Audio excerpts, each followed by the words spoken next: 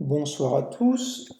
Vidéo ce soir pour vous parler de l'évolution du Bitcoin durant ces derniers mois et ces dernières semaines.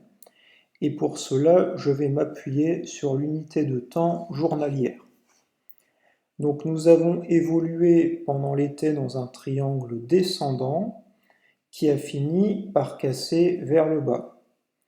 C'est l'événement le plus notable des derniers mois et des dernières semaines.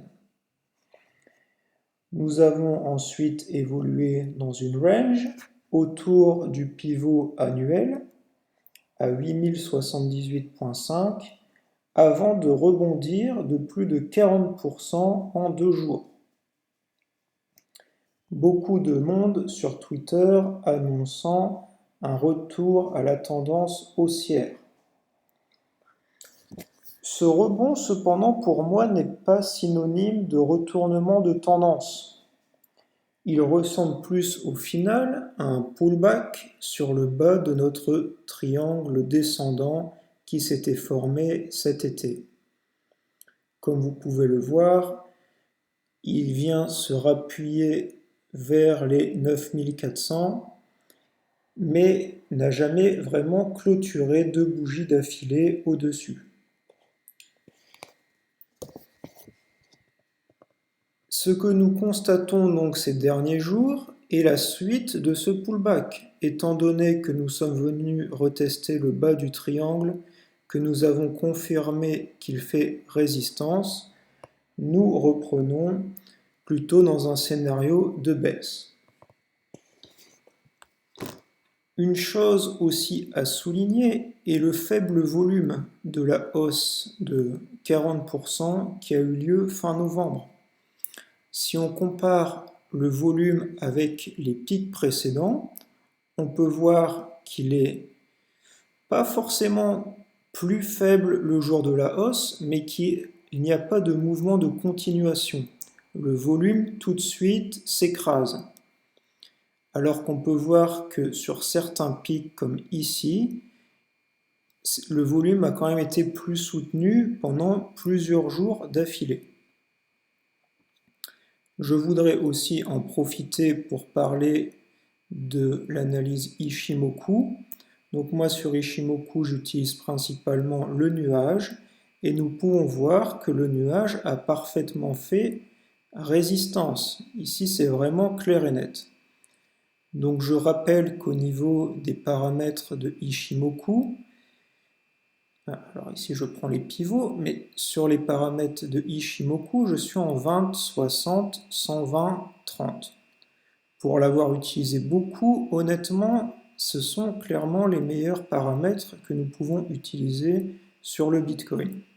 Donc je vous encourage à utiliser ces settings par défaut. Vous pouvez ensuite expérimenter avec vos propres settings, mais ceux-là, ils ont été prouvés comme fonctionnant très bien. Quoi de plus à dire? Donc, vous allez me dire, si cette hausse de 40% ne t'a pas donné envie de repasser dans un scénario clairement haussier, qu'est-ce qui pourrait nous indiquer une claire reprise de la hausse? En fait, une claire reprise de la hausse passerait par une cassure des 9004, donc du bas du triangle. Il faudrait qu'on vienne, pourquoi pas, se rappuyer dessus pour confirmer le support a été pris en compte et est clairement devenu un support. Et ensuite, on aurait de nouveau une phase haussière. Donc si on a un scénario comme cela qui se produit, je changerai clairement mon biais. Aussi, une chose sur le rebond qui a eu lieu, je pense qu'il a surpris pas mal de monde sur sa force, dont moi. En effet, je m'attendais à un rebond, je pense que je l'avais posté sur Twitter, notamment grâce à la divergence haussière qui s'était formée, comme vous pouvez le voir ici.